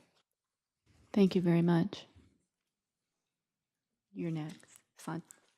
President Santanu. I'm not even going to try the last name. I get it right about half the time. Bandopate. Thank you, Chair Beggs. Congratulations. Welcome, trustees Hinton and Aguilar. I look forward to working with you in the years to come. Thank you, Vice Chair Garrett, for all the service. Thank you, Trustee DeMartini, on your re-election. It's hard to believe that I'm completing the first semester at Columbia College. Time flies. And I have to say that despite all the issues that is going on, which we are all aware of, we have been able to work collegially for the purpose of serving our students. And also, we could maintain the dignity of our institution. That's a great accomplishment, I believe. And that's thanks to all of the faculty members, staff, students, everyone, we can come together as a group. Some of the events, activities that occurred since I reported last. The 2018 volleyball team ended with the Lady Jumpers breaking several college records. This season, the Lady Jumpers recorded the most single-season win in college history, most Central Valley wins in college history, and the only team in college history to not have a losing record in the conference play. The young women on the volleyball team need to be recognized and celebrated for this season's accomplishment. Thank you, Coach Hoyt and other athletes for the fine performance. And when I was in some of the game nights, it seems a very unfair competition. We are playing some of the colleges. Their enrollment is 3 times ours. Their reserve bench is twice our total bench strength. We have 8 members in the team. They have 16 members on the bench. How do we compete with that? But still, we fought very hard. After a lot of deliberations, we have decided to close our center in Vallecito. We used to operate a small center in Vallecito County. This was a difficult decision as the center was started to provide college opportunities in Calaveras County. However, the center never picked up enough enrollment to justify its existence. I have had conversation with the superintendent in Calaveras County, Scott Nanick, as well as the leadership of Bret Harte High School about alternate ways of how we could reach out and substitute the presence of Vallecito Center. My proposal to reach out through video-based instruction sessions have been well received. We are also collaborating with Delta College as we plan to offer instruction in service areas belonging to Delta College along the 49 corridor. What we intend doing is we have a couple of classrooms which are equipped with all the video equipment, and that can be transmitted anywhere in the world over the internet. And anyone who has a high-speed internet access can take advantage of that class. So we would offer those classes in Calaveras County where students can come and take advantage of the instructions. I expect classes to be offered in Calaveras County beginning fall of 2019. Cram Night, as you have heard, was held on November 29 at Library and Academic Achievement Center. Despite continuous rain, the number of students and professors who participated in the Cram Night was impressive. The professors provided important guidance to the students before we get into the finals week.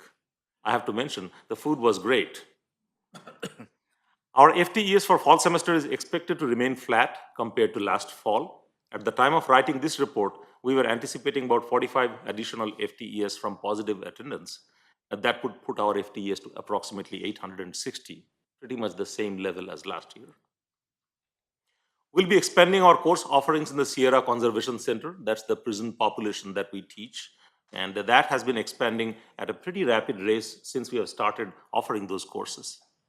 I visited that center one day, and it's kind of an interesting experience to go inside a prison. I've never gone inside one before, and it's a very strange place. But the motivation of those students, that is inspiring. Difficult to say how many of them would be able to come back and reestablish themselves in the society. But it's progressively increasing in demand, and we are also establishing connection with other social agencies. So once those inmates come out, we can facilitate their establishment in a regular life. It's not easy. Finding housing is a problem, finding transportation is a problem. There are many, many challenges, and we are trying to bring different agencies together so we can work together with all of them. On the second week of January, we are hosting a summit with the local high school principals from Tuolumne and Calaveras County. Our objective is to understand mutual needs and develop a core team that would provide leadership to our dual enrollment programs or CCAP programs. Because that has been one area of growth, and we want to pursue that so we can increase the size of the pie rather than trying to fight for a bigger share of the same pie. With the enthusiasm created by the Promise Scholarship Program in Sonora High School, there is an opportunity to expand our dual enrollment partnerships, and this summit is a step in that direction. This concludes my report. Merry Christmas. Thank you. Thank you very much. And when I was on the civil grand jury, I toured every prison in the county. And they are interesting. Yes. Okay.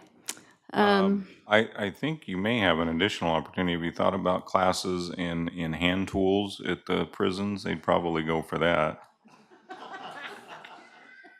Or basic escape arts or something like that. I don't know. So. Well, I would not like to venture out there, but the kind of challenges that we have, and it kind of takes us back into a totally different way of thinking. Oh, sure. We have computer access. Right. We are thinking of supplying them or taking us back into the correspondence course time, where we can allow them the courseware in flash drives. So that they can plug into the computer and go through that entire coursework without having internet access. It's kind of a very different territory that we're trying to explore with them. Yeah, the education there is difficult because we're used to moving up with technology, and there, for security reasons, they have limited technology access. So, all right, thank you. Thank you. Okay, so we are up to 5.6, the Chancellor's update. Chancellor Yang. Thank you. First, I want to welcome Trustee Hinton and Trustee Aguilar. I look forward to working with you. Your service on this board is not really just one of governance and policy making. It is really serving all the constituencies in the district. And this district is a very large district of over 4,500 square miles. And we serve a very, very diverse student body. And we welcome all. Our policy has been, we welcome one, we welcome all, come all. So it is my pleasure to welcome you and look forward to a great year working with you. Next, I'd like to give an update on the pool incident. And to Trustee Hinton and Aguilar, we had an explosion at the swimming pool in MJC not very long ago. We have been working to try and get everything back online. It's up to the point now where the pools are being worked on, and here is an opportunity for the board and the audience to hear an update from our District Director of Facilities, Judy Lanchester.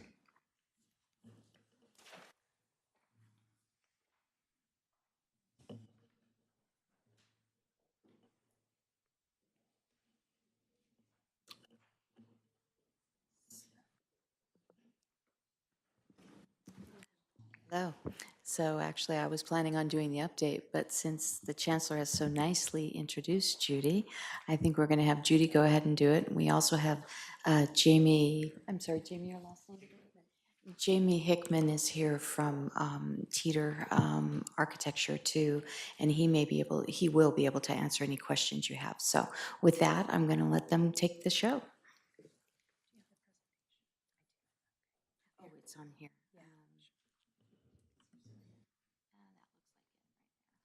What we thought we'd give you this evening is just an update on overall some of the Measure E projects, and we'll also go into the pool. Okay. So we're going to go ahead and take it from the beginning on the capital outlay projects. This is not my forte, one of these clicker things. doesn't seem to be.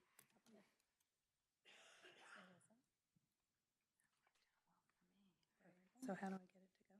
Right. Okay, perfect. Oh, great. Okay, some of the projects that we're going to be discussing this evening are before you on this slide, and we're going to take you through some of the pictures so you see the before and after of these particular projects. So this is before construction parking lot area 208, which is to the east of the El Capitan building on the back of the West Campus. And this is the view of the El Capitan parking lot 208 now. This particular project, we negotiated the contract under, so we actually have a credit coming back, no change orders at all.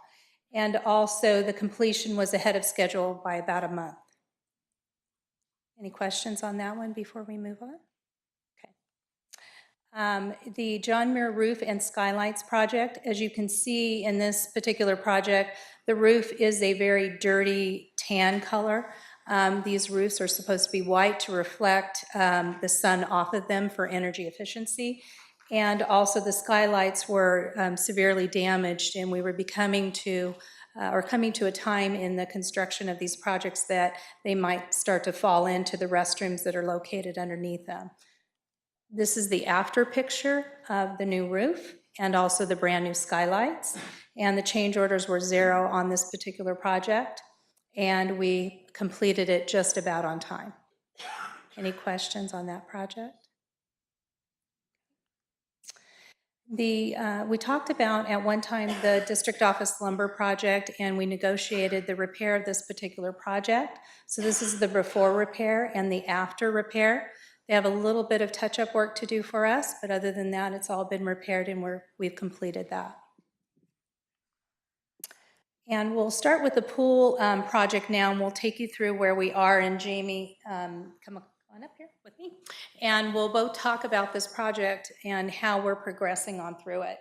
So the district has been working with Jamie and also DSA to try to bring us up to speed on where we are and try to get us moving towards construction of this particular project. So we've had several conference calls with DSA. We have also had Skype meetings with them. And then in late October, Jamie and I went to DSA and met with them in Sacramento for the purpose of taking the DSA components that were required from an ADA perspective and reducing that scope of work. The project was creeping up with regards to the ADA components.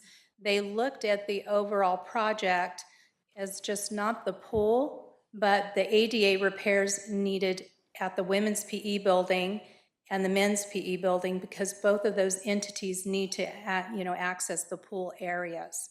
And Jamie, please jump in here if I'm misquoting anything. The building repairs, we started to work on the structural component of that, and DSA was comfortable with where we were taking that particular project and the pool equipment and repairs. The path of travels and the ADA component we discussed a little bit earlier. The pool plastering and the deck replacement, we took a look at this project as a whole because the pool was brand new in 2004. We're fast approaching the summer of 2009 when most of this work will start to take place in and around the pool areas. A little bit quicker if we can get everything moving in the right direction, which means that the pool plastering, if we don't do it relatively soon, we're going to have to take the pool back down again. So as an institution, we looked at the good sense that it would make, not only dollar-wise, but also from the perspective of pulling the pool back up and down to take that work and coordinate it with the insurance work that we're doing now. So or planning for now. So we're going to be looking at that.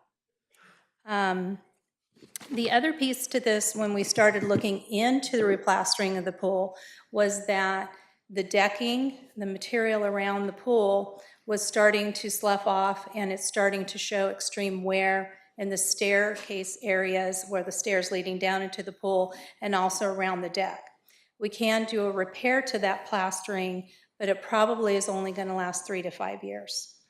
And during that time, if we have a significant portion of it that falls off, the pool can be closed, and the health department would close that.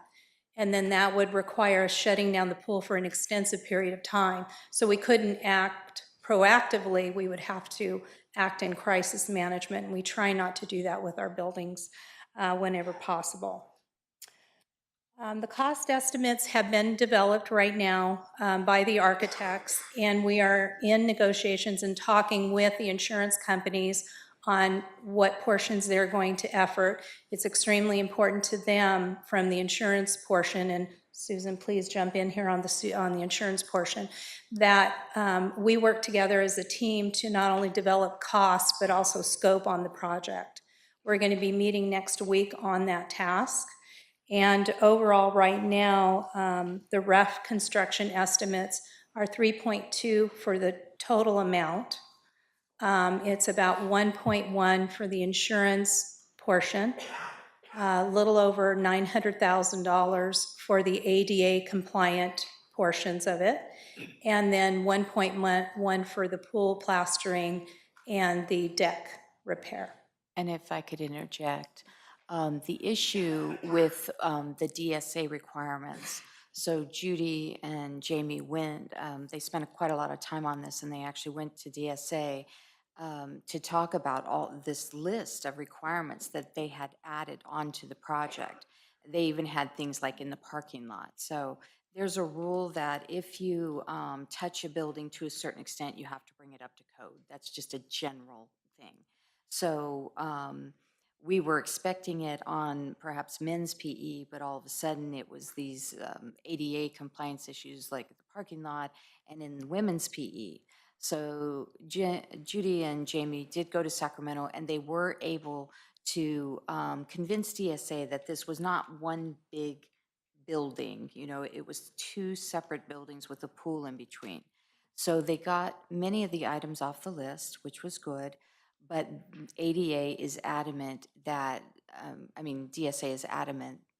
Division of the State Architect, they approve all plans for community college and K-12 buildings. I'm sorry for those new board members.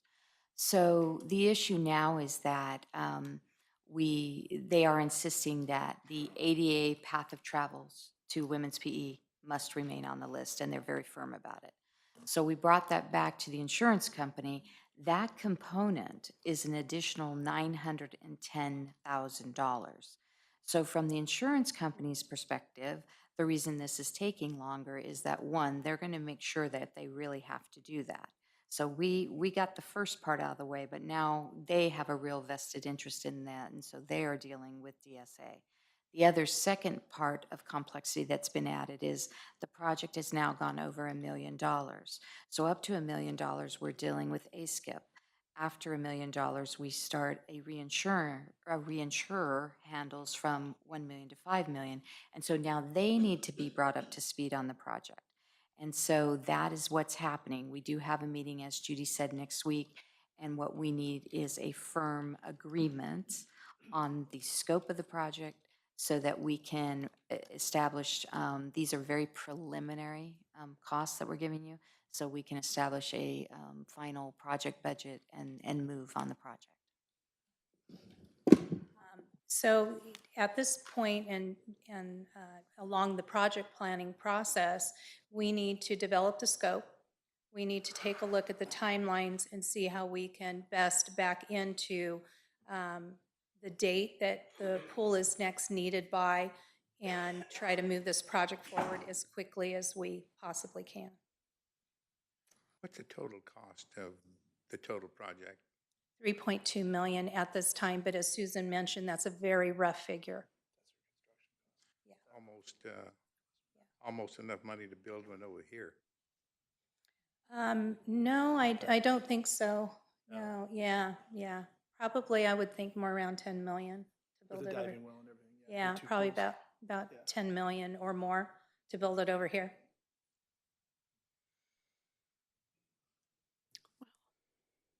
Any questions? Other questions? Okay, and I have one more building to show you very quickly. And this is pictures of the pool before and after. So we're going to move into the Juniper project. So the Juniper project is nearing completion at Columbia College. And this building serves the entrepreneur program and also the, Brian, I'm going to forget the name. Digital media, thank you. And this particular project was due to be done right around Thanksgiving. We have a couple extra weeks for equipment that we were handling. And the change orders in process at this time are right around $3,000. We have a couple of more coming in, but overall change orders will be around 4 to 5%.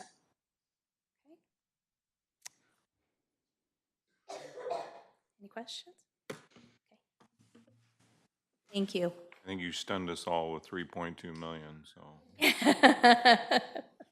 I know. Thank you, Judy.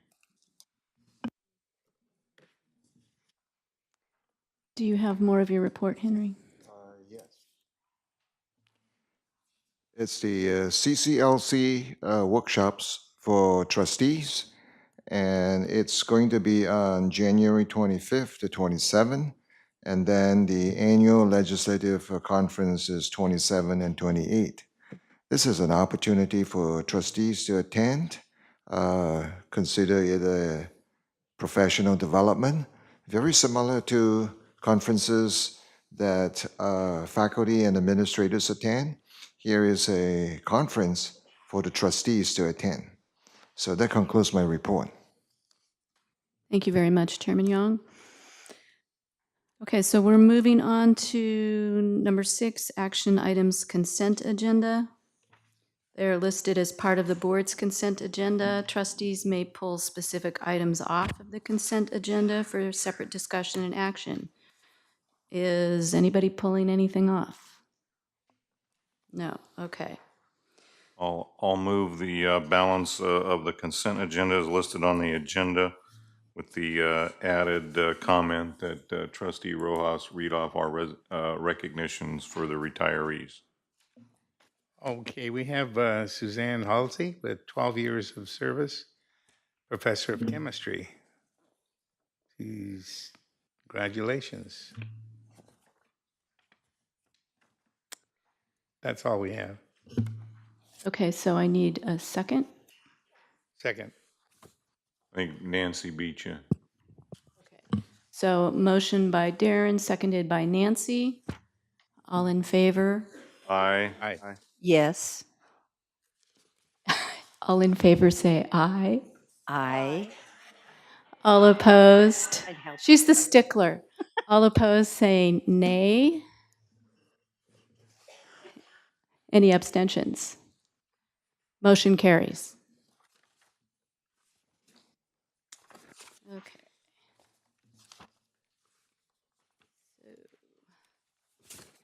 6.3. Fiscal services acceptance of gifts. So we move to 7.1. Oh, I'm sorry. 7.1. Let me, oh, way ahead. 7.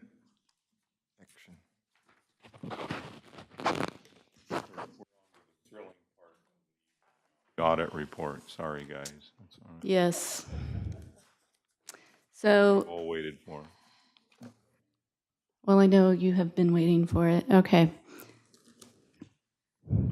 Who's coming up for the audit report? Thank you. This evening, we have Joseph Trone from Crow LLP to present the results of the district's annual audit. Welcome.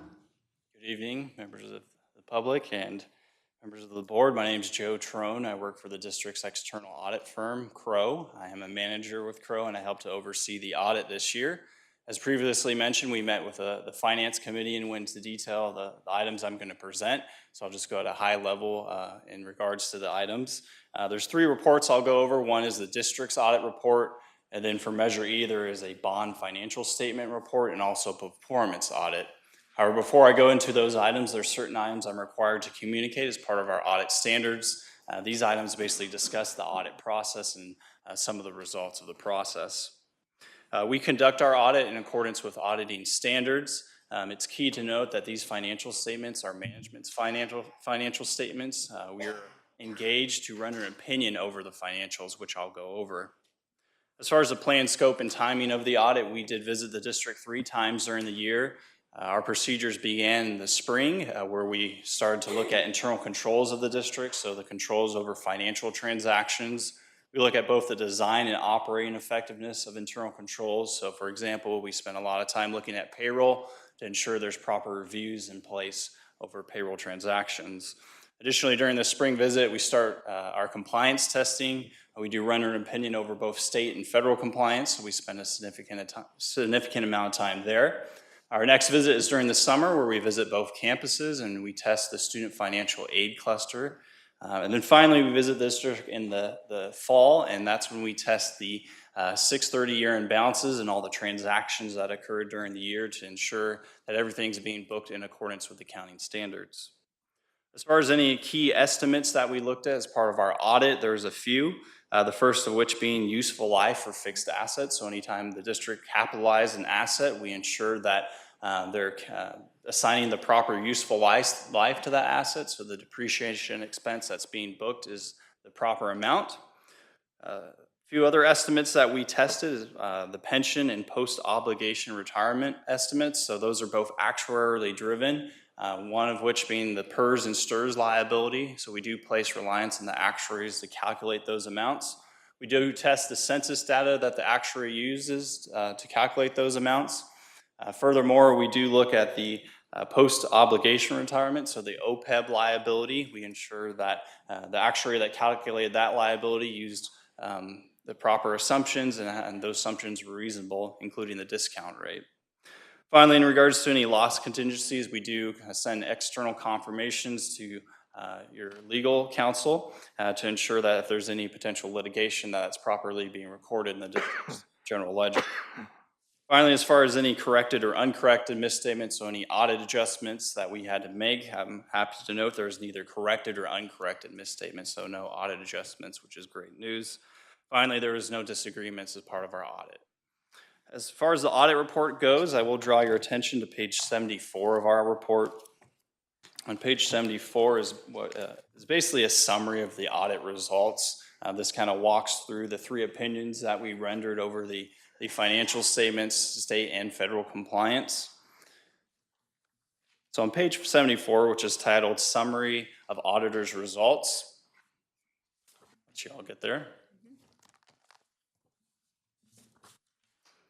You know, at the very top of this page, it starts with the financial statements and the auditor's report that we issued. You'll see that we issued an unmodified opinion. An unmodified opinion means a clean audit opinion. That's the opinion you would want to see as far as an audit opinion goes. Furthermore, for the financial statements, you'll note that there is no material weaknesses or significant deficiencies over internal controls. Furthermore, there is no issues of non-compliance. On the middle section of page 74 is the federal awards. So as I noted, we do render an opinion over federal awards. We rendered an unmodified opinion, again, a clean opinion. You'll note for federal awards, we did test 2 programs, so performed a single audit over both the student financial aid cluster and the higher ed cluster. Then finally, as far as state awards go, we rendered an unmodified opinion as well. So I think the key takeaway from these results is you can place reliance on the numbers of this audit report, and also you can have confidence in management and the work that they're doing throughout the year based on the fact that there's no control findings or audit adjustments that we had to make. So that's the results for the district audit report. Before I go into the bonds and the results there, was there any questions?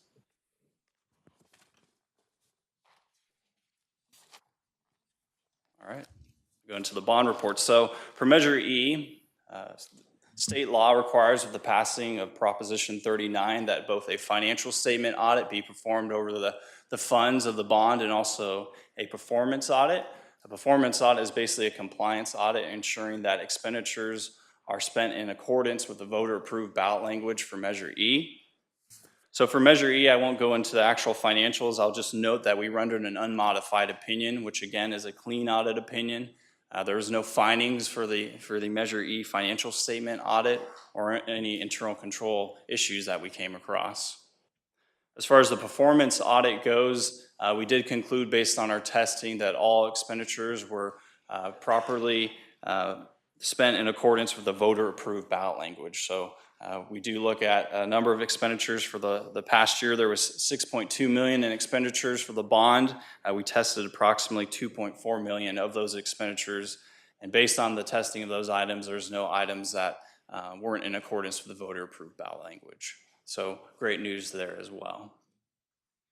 And finally, I'd just like to thank the team here, the financial team, and also the state and federal team, and the teams at the colleges. As you can see, it's about a 100-page report, so there's a lot of work that goes into an audit.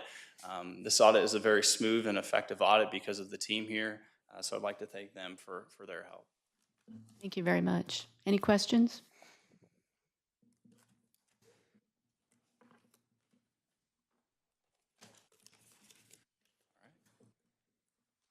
Do we need to accept the report? So I move that the Board of Trustees receive the 2017-2018 audit report and authorizes its filings with the appropriate state agency in accordance with Education Code Section 84040. Do I have a second? Second. I think Abe beat you to it. So Darren moved, Abe seconded. All in favor say aye. Aye.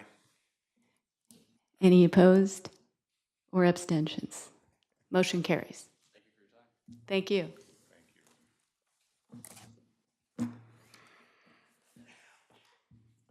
So we have to have a public hearing on this one? Okay. For,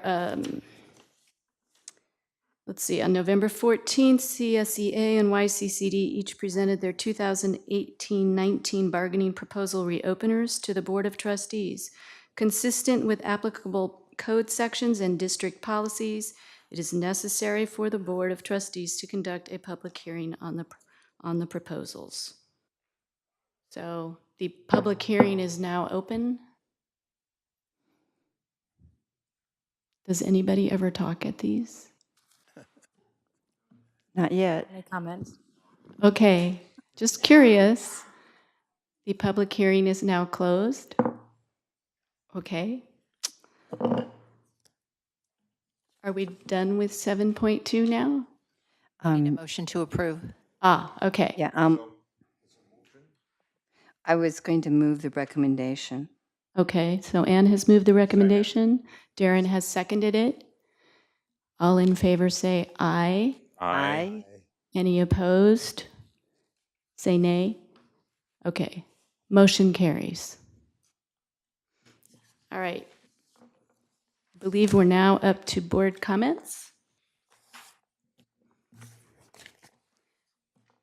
So first of all, I'd like to thank Chair Garrett for his work over the past year as chair of the board. He has made it look easier than it is, which I knew. And I'd like to welcome the new board members. And Margie will be joining us next month. At the end of every board meeting, for those of you who are new, we usually give a report of what we've done since the last board meeting, but this is your first board meeting. So if you'd feel like it, it's not required, you could tell us a little bit about yourselves and why you ran for office. And let's start with Nancy. I knew that was going to happen. Hold on. Okay. I'd like to thank those that have made us feel welcome here. Staff, faculty, especially those in the Chancellor's office who have taken the extra time to walk us through orientations, let us know what we're up to.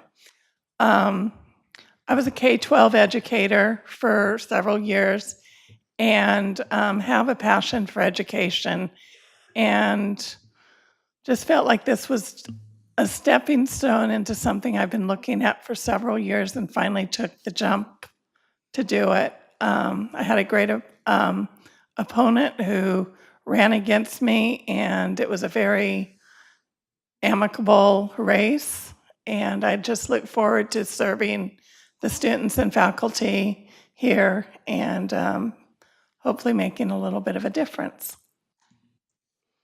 Thank you very much. Let's go to our student trustee next.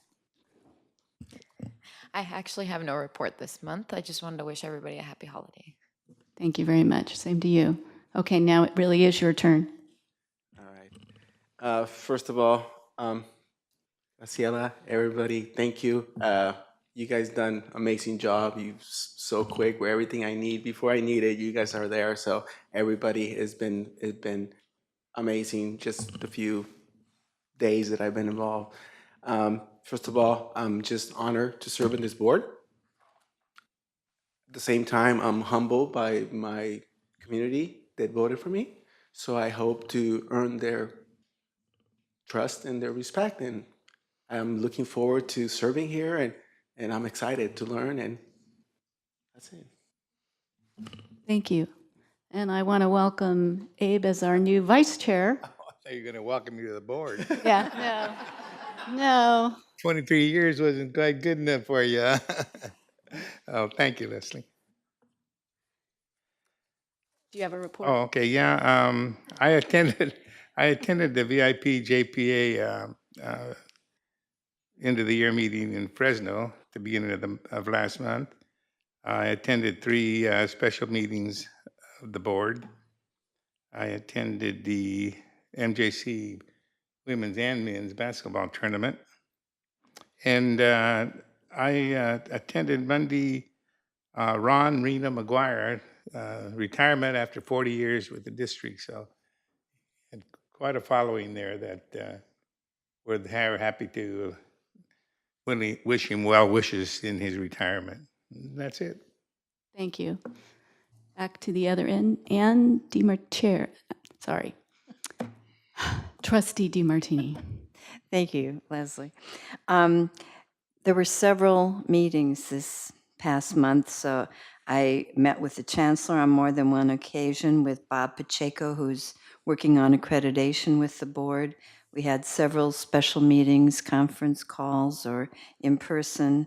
I attended a new trustee event that Leslie hosted at her home.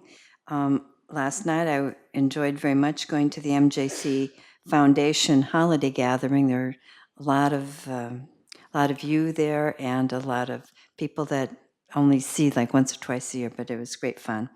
I had the honor of being invited to speak to the Academic Senate. Thank you, Curtis, at MJC. And so I hope that you'll continue to invite other trustees. And wonderful. And I do look forward to having a study session with components from scheduling and participatory governance. Be happy to have that. Maybe the two of them can go together. I don't know how much time you need, but I would just echo the sentiments of everyone. Merry Christmas, Happy New Year, and hope for the best. You're up. I'm up. Okay, congratulations, Leslie. Congratulations, Abe, on chair and vice chair positions. As the others have said, we had multiple meetings this past month. I'm sure your minds can fill your heads with what those meetings were about, so no need to bore you with the details.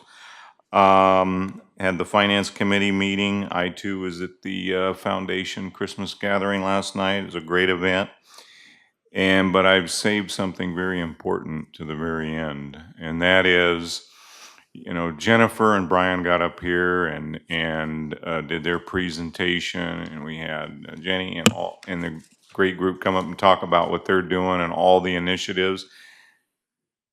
I want to encourage the new trustees to take advantage of meeting with various groups, faculty, academics, Senate, to get a real sense on the wonderful and amazing things that are going on at our institutions in the district, what faculty and staff are trying to achieve with all this stuff that's coming down from Sacramento. It is inspiring on our end, but it gives you a moment of pause to think, what's next? What are they going to do to us tomorrow?